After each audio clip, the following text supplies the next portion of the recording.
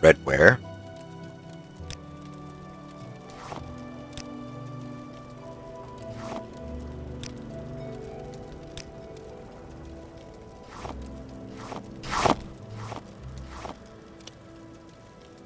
And let's see what he has for sale.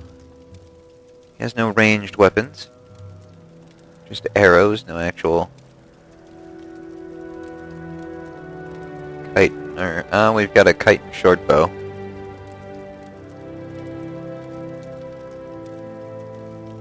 Suppose it's better than nothing. Grab some iron arrows.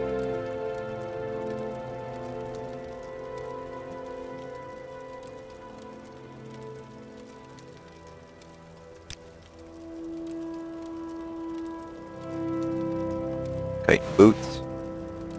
Kite chest piece. Gauntlet. Kite pauldron. Kite gauntlet. Kite pauldron. Just missing kite and greaves.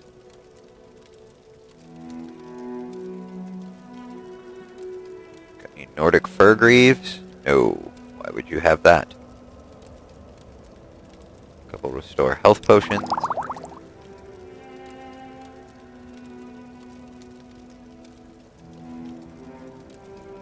And a pestle and mortar.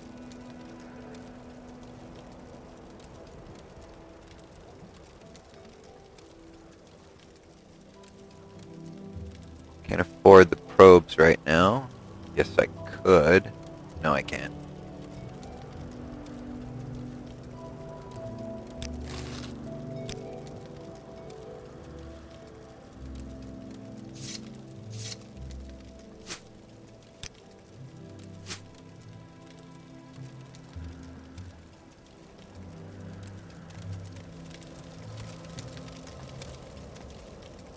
Who are these people?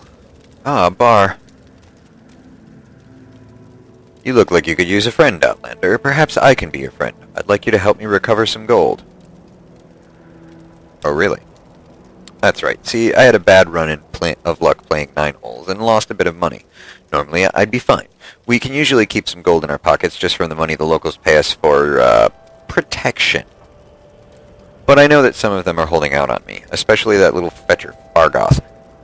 He's come up light the past couple of weeks when I've shaken him down, and I know he's stashing it somewhere. I'd like you to find Fargoth's hiding place. Really? I know the little fetcher's got one somewhere in town, just not sure where yet. I've already gone through his whole house, so I know he's not hiding it there. I'd like you to find out where he's stashing the gold. If you can, I'll give you a share of the wealth. Are you up for it? Sure. Here's what I want you to do. I'm not sure where he goes, but I know he wanders the town at night. Watch his movements. The best vantage point is on top of the lighthouse south of town. That will give you a nice view of all of Seyden. If you keep an eye on where he goes, I'm sure you'll be able to find out where he's getting that gold. The lighthouse. Right.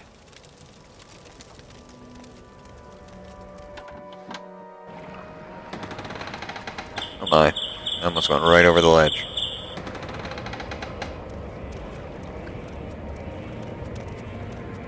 So the lighthouse should be fairly obvious. It's right there.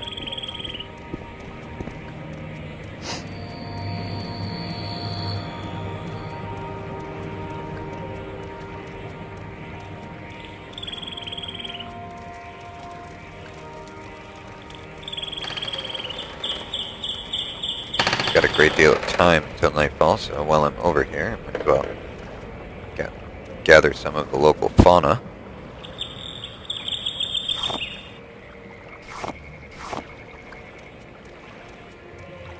Did not know this mod did that. That's pretty awesome.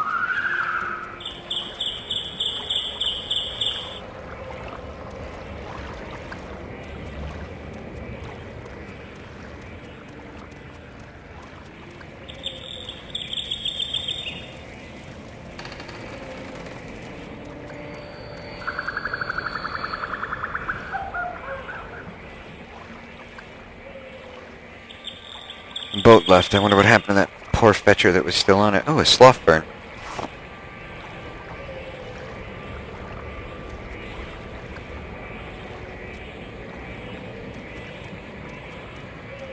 Suppose I should investigate this lighthouse.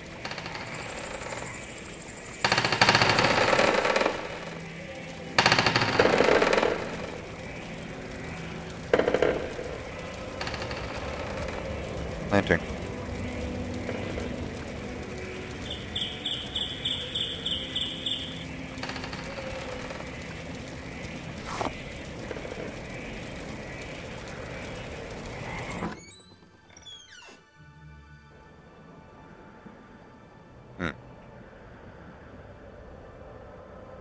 Outlander, what do you want? Just going to go upstairs. Checking on the lighting.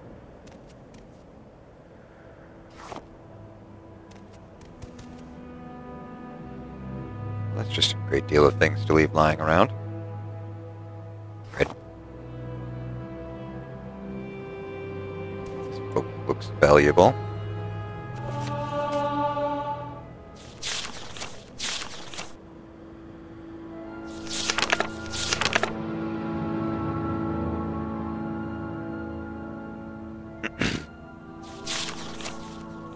The Wraith's Wedding Dowry by Volta Grai Yamwart, translated by Apthorn. The poets are right. There is something life-changing about being in love, said Kepkanjna Gramingfang, sometimes called the Wraith. I haven't wanted to rob anyone or anything in weeks. Why, the other day I saw the door wide open at a wealthy merchant's house, but my mind was fully occupied with what I should wear on my wedding day. You've been out of the right society for very long now, frowned her friend Cargill approvingly. You never told me what happened to your first husband, you know, the one the shaman gave you. Torn apart by ash ghouls, smiled Kepkanjna dreamily. It was rather saddish. But I know nothing like that would have happened to Wadwork. No life of adventure for him. He's practically an Imperial. In fact, he is one. Did I tell you how we met? Hundreds of times, grumbled Cargill, reaching for his flagon. He was your jailer, and he refused you food until you promised to marry him. Have you ever heard anything so madly romantic in all your life? Sighed Kepkanjna, and then grew serious. I was going to say that I hope my old friends will wish me well, but as old Bosriel used to say, there's no point in hoping for what cannot be. We'll leave with the Imperial Knights for Balmora immediately after the wedding, but as long as we're in Dagenfell, the gang will find some way of disrupting my love life and bringing back it to the light. I just know it.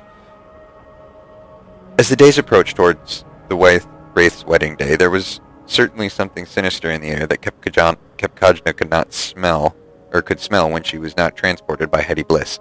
Dark figures seemed to shift in the shadows and disappear when approached. She recognized the clothing of some of the beggars near Wadwork's cottage as costumes, but the mendicants hurried away before she could recognize which of her old gang was stalking her.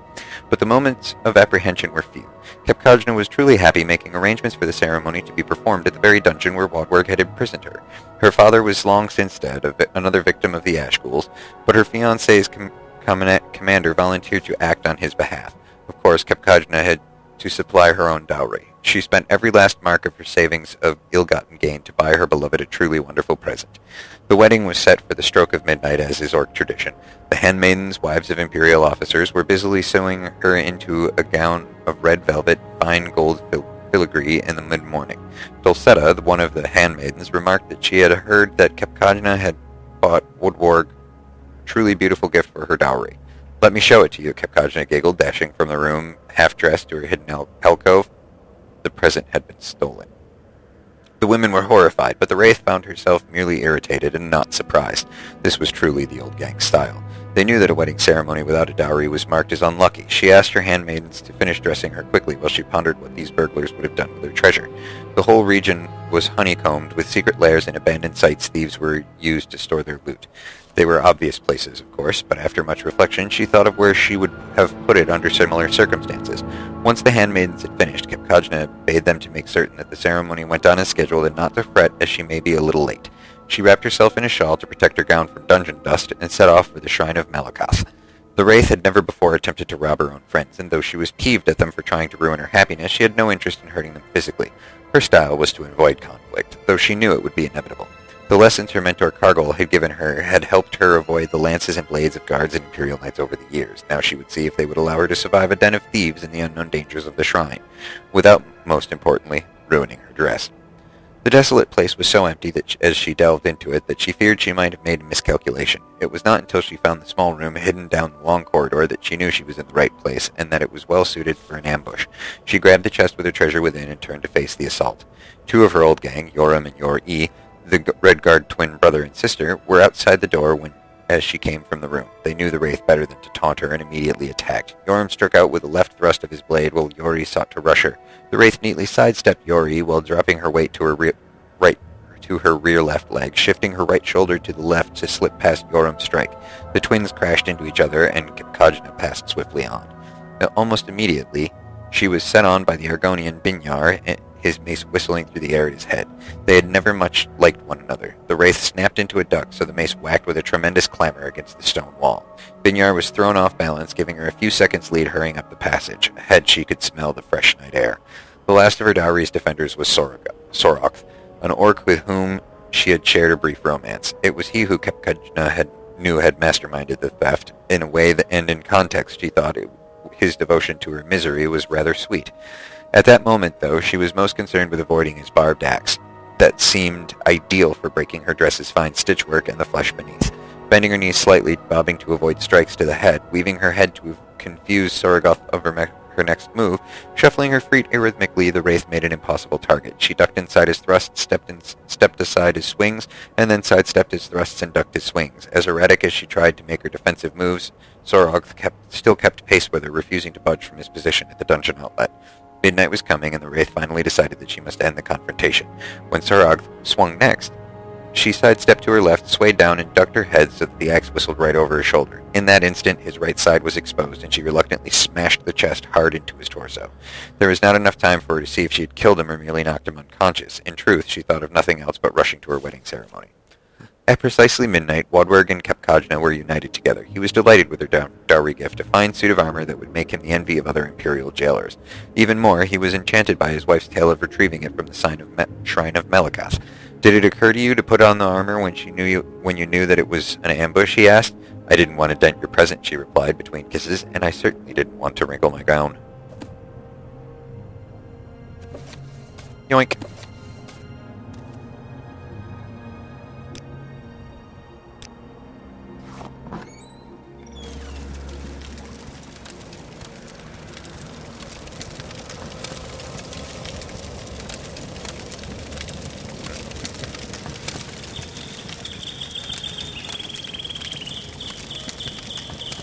He was right, it is a fairly good view from up here of the whole town. Look around really quick. Now we just need to wait.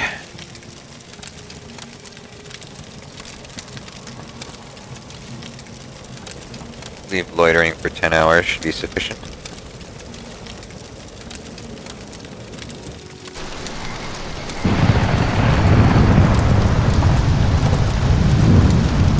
Look, Barry is sneaking around.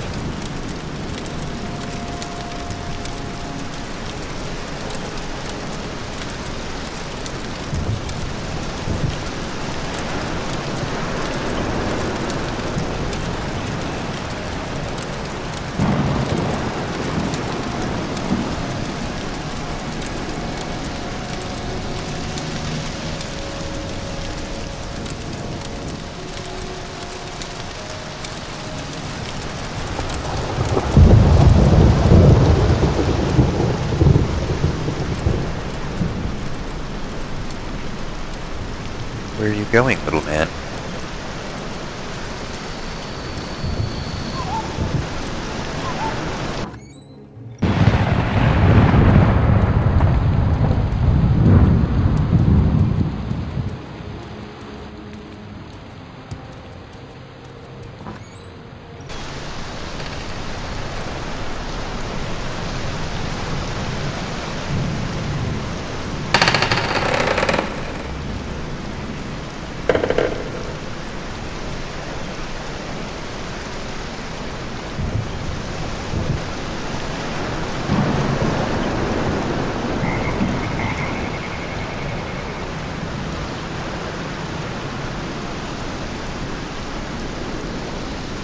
Whatever he did, it was over here.